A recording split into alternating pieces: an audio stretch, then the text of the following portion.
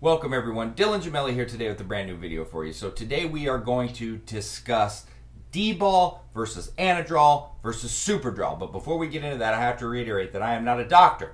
Anything that I say in these videos is for your entertainment purposes only. I'm not advising nor condoning you to use any of the things that we discuss whatsoever. And what you do with this information is completely and utterly up to you. So let's compare the three, Dbol versus Anadrol versus Superdrol. Now many of you know these are the three best bulking compounds out there with steroid use today.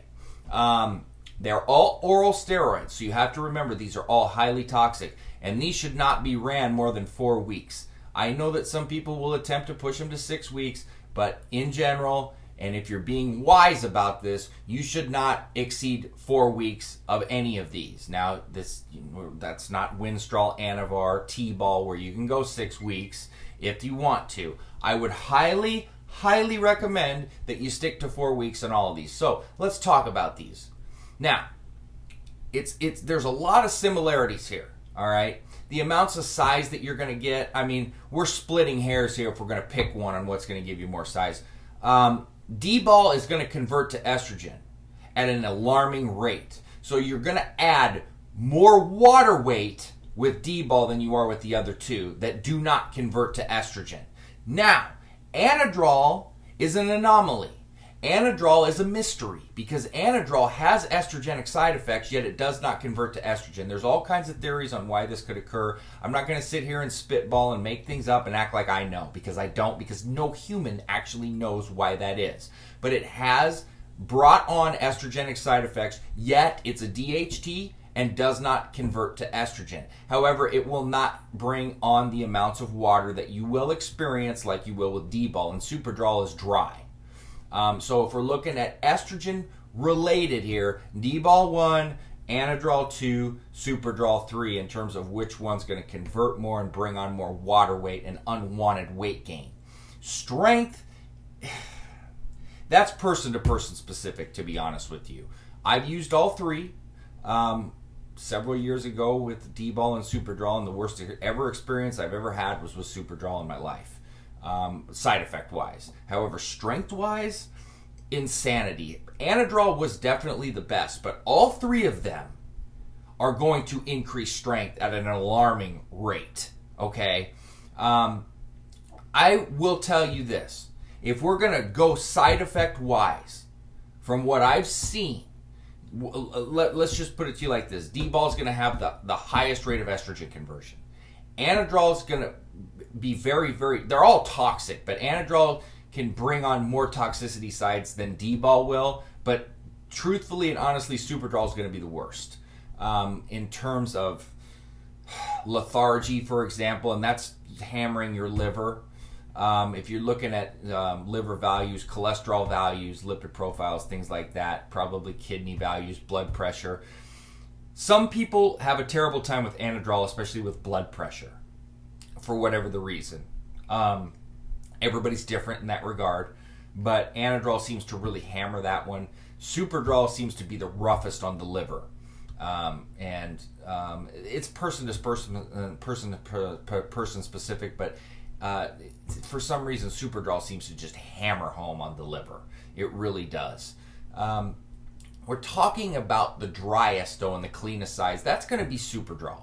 Superdrol is the driest of all three by far. I don't even think there's an argument there or any sort of debate. You can debate where you're going to get more size, where you're going to get more strength. You're not going to debate which one keeps you drier. Superdrol is going to keep you drier.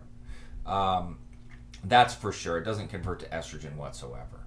So in that regard, if you're looking for the driest one, you're going to want to go with Superdrol. Now, if you're running test higher, over 500 milligrams a week, which I generally don't recommend, D-ball is probably the worst option considering that it converts to estrogen at the higher rate, so you could have more problems.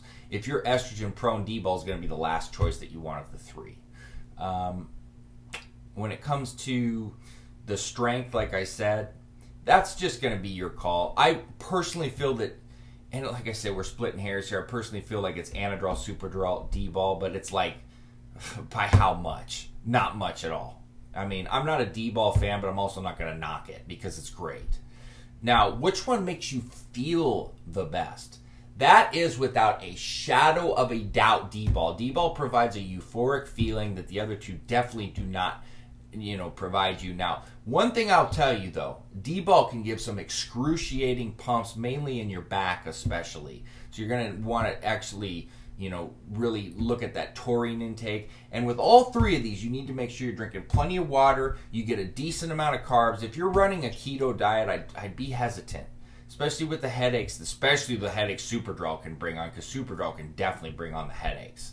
But like I say, one thing that you always got to remember, the stronger something is, the more likely the side effects are going to be higher, okay? It's just the way that it is. Now, you always have to be careful running Tren with anything. When you run Tren with Anadrol, for example, that seems to be one of the strongest combinations that you can go with. I have a cycle log up from several years ago, and you can see what Anadrol and Tren can do.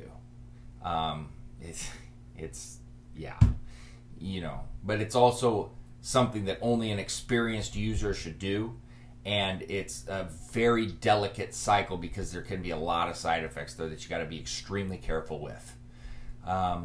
So if you're rating these 1, 2, and 3, it's like, one person's going to tell you one thing, one person's going to tell you another, one person's going to tell you another, one person's going to tell you another. There's going to be people that absolutely love Dbol, some people that absolutely hate it. Same with the rest of them. So, one thing I will tell you this, I'm not a fan of stacking orals. And if you're going to stack an oral, you're going to want to cut the doses in half. But Dbol and Anadrol have been reported by so many people to be so synergistic. I personally wouldn't stack Superdrol with any other oral, just from what I've been through. But if you wanted to stack any orals of these three, I would go Dbol, Anadrol. Now, what are we looking at for dosing on these? With Dbol, I never, ever recommend going over 30 milligrams a day. I know some people run 40 and 50. I do not think that's a wise idea. With let's go Superdrol. Superdrol, 10 to 20 milligrams is generally plenty. Some people will try to kick it to 30. You can try. Some people can get away with it. I've seen people that can get away with it, but for the most general, you're not going to get away with it. You're going to be miserable, and you're probably not going to make it through 4 weeks.